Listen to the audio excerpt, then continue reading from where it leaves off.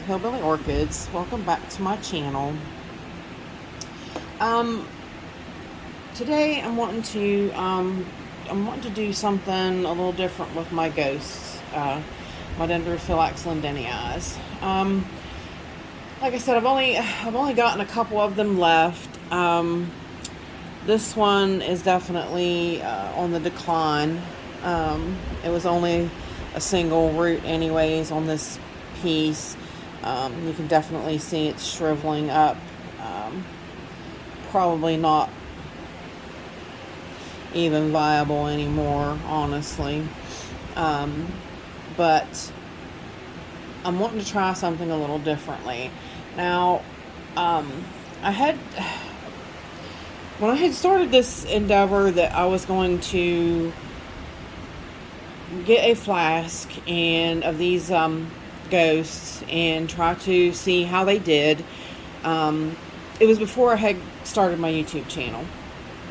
So I basically, didn't have any, thing that I had kept where I took any pictures or any filming of any kind when I deflasked these. And so sadly, all of that was lost, which it really wasn't hard. That's what I was explaining to Eunice this morning. He did a deflasking, and he's like, it's pretty tedious, which these guys,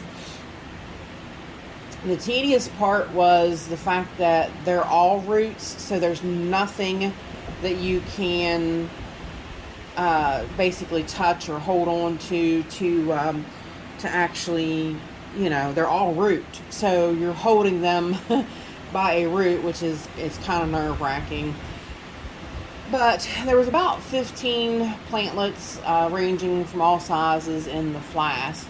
And of course, the biggest one is the one that is doing the best and that has survived the longest. It's the littler ones have been the ones that have kind of, slowly, I've kind of lost them over time. But I have two good ones left that are on the top of this mount. Now, what I did was there was a really great article. It was a download PDF file, I believe, that was on the AOS website, and I went by that. Now, the only difference was, and me and my husband actually went out and we was trying to find that certain type of hickory. It's called mocker nut hickory, I believe. They basically, they only grow on certain trees. They really do. Even in the wild, they grow on certain trees, and those trees seem to be better, and the wood lasts longer. Even if the tree rots and dies, they'll still maintain on it okay, because it's a hard wood and it doesn't deteriorate and things like that. And even though like cork is longer lasting than most, even some folks have said that they've had bad luck with cork, and cork is not, it's not a good place to mount these guys. But so that the biggest part, the hardest part is getting them to transition from the flask to an actual tight mounted surface where they will actually feel secure and grow. So I think with these two, I have definitely managed to proceed with that part of them adhering and growing. They're doing, pretty well over the last, I think it's 3 years now. But there was also a part, and I actually found a new article. It was actually on the AOS website as well. That was a gentleman talking about his experience with how he deflasked this ghost and how he proceeded with it. And there was one variable that I myself haven't done, and that is this rapeseed cakes. Now these are from and I'm not sure that's how you pronounce it, but it is a bonsai fertilizer. Now, both articles, and I had bought this when I had deflasked these orchids in the beginning, but I never used it. So now this gentleman, now also I'm reading in his thing that, you know, and I can even show you a picture. It shows the cake at the top of the mount.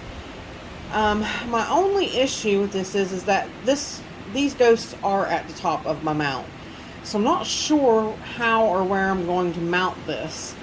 It says that you can either drill a hole in your mount, or you can glue it on, or you can wire it on just however at the top of your mount, so that when it gets sprayed with water, this releases a little bit and drains down just like it would when it rains.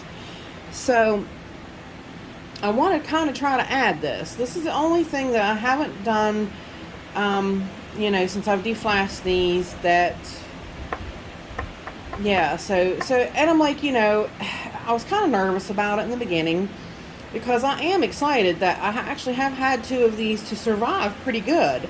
So I don't want to do anything detrimental that I'm going to wind up killing these guys. But you know what? I'm really, I want to do better for them, because I really think they are a slow grower. That's what I was speaking to Leonard about. You know, he asked me why I don't cover these guys every time I, you know, do something with my orchids or my walk around. And I said, well, I don't, because they don't do much. They're slow growers. You know, and sometimes I've got so much stuff in bloom and whatnot that it's hard for me to get to everything and not have my video be an hour long. And I don't want anybody to have to sit through, you know, an hour-long video. I mean, it does, even with blooms, it can get to be a lot. And, you know, I'm well aware, you know, I'm the same way. I'm subscribed to several people. And if you sat down and watched everybody's video sometimes in a day, you get nothing done but watching videos all day. So, and like I said, I understand that. You know, we can't always all sit around and just watch TV constantly. So, but I do want to try to adapt this to this now. And like I said, I can show you on the 2 things that I read, the 2 things that I pulled up off the internet and went through to, you know, learn how to do this, and who I went by to actually, you know, deflask these guys and get them started. Now they do, the other gentleman also talked about a different type of wood. Like I said, he said also that cork didn't work very well for him. So I was kind of nervous about cork, because I don't have much of a selection of what wood I could actually use in this vicinity. So I had to just kind of go along with cork.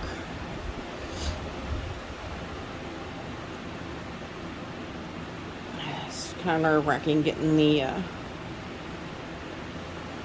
moss off of them. And the moss is that's something that everybody has kind of used before. Now see, this one here, this one's gone as well. This one, I would say the algae might have took it over. So it's definitely done for. So really, basically, I've only got the 2 left here. This is the axis of the smaller one. And you can see that's a nice new root there that it put out. This one over here, this one's my best and biggest grower. But she's still not doing as much as I would really like her to. I mean, she's a decent sized plant, and I wish these were touching. They said that that's mostly the issue, is that you want them to feel secure and stuck to a mount, which part of her is and part of her ain't. So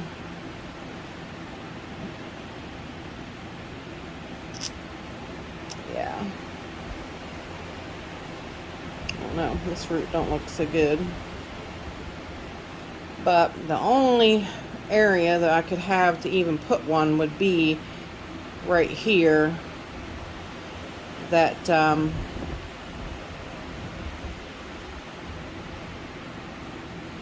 unless, you know, I would hang her from this direction which might wind up having to be a possibility. Because I would think that's a little too close to put. I mean, like I said, the 521 is not much of a feed amount, but yeah, I do believe honestly up here somewhere would really be more beneficial and not as close.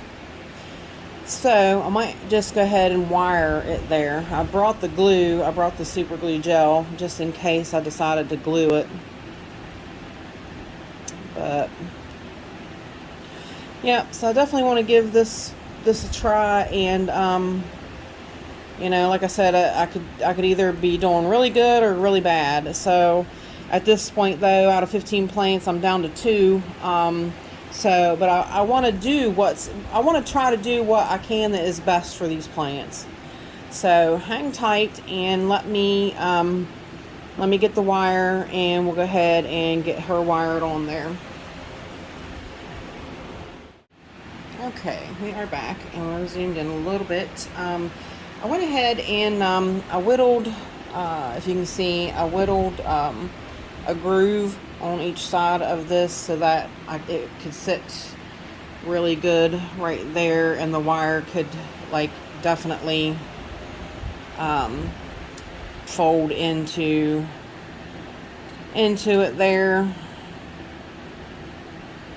I'm trying to be very extremely cautious around any roots of her.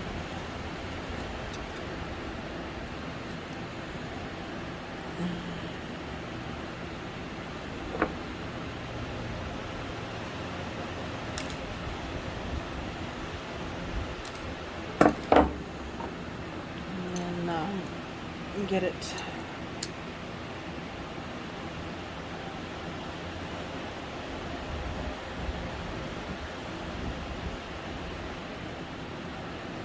twisted snugly, hopefully.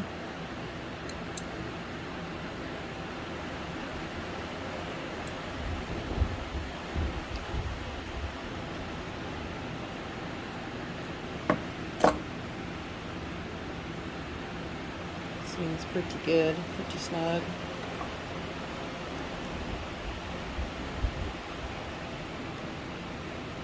Don't want to do it too tight because this wire snaps very easy because it's that aluminum wire. So that should be really good. And what I'm going to do also, be cautious of that one root because that one root is really low. I am going to hang her again. Like I said, this won't work unless she is hanging. So having her laying in a bowl like that is not winding up being very beneficial. So I'm going to hang her. What I'm going to do is use my screwdriver just to put a hole.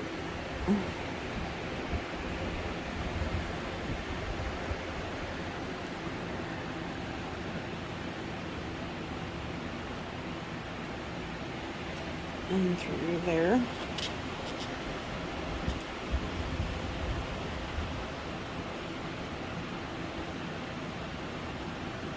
And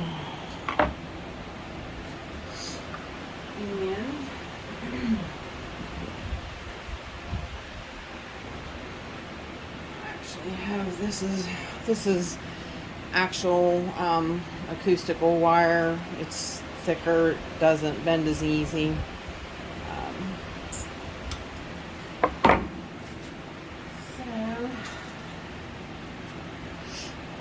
Yeah, because she's gonna have to hang again for this to work. So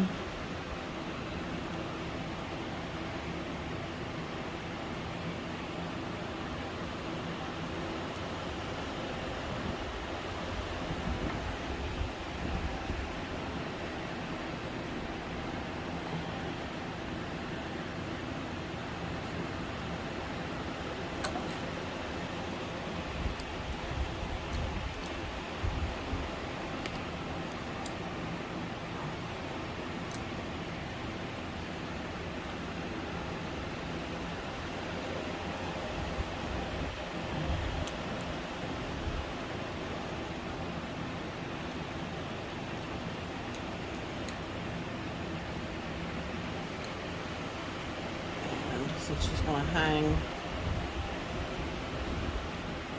I'm going to do her hook that way because she'll hang back in front of the lights, so the lights will be over here where my hand's blocking you guys. And then of course the I'll have to get some more of the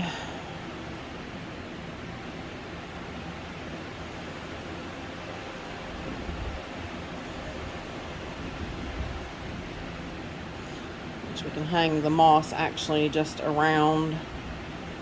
They don't really, both articles said they don't really know why the moss, the live Spanish moss works with it so well, but it does. So that's what they're going to continue, you know, everybody uses it. That's what everybody's going to continue to use. So use this little piece too. And they said basically too that with the moss, you can tell if the moss is thriving, then your plant should do good. That should be perfect environments for your plant. So there is my, let me zoom back out some. So there we go, and that is the new and improved situation for my Dendrophylax lindenii. So let me know what you guys think in the comments, and I appreciate all you beautiful people stopping by and hanging out with me. And bye for now, y'all, till we meet again.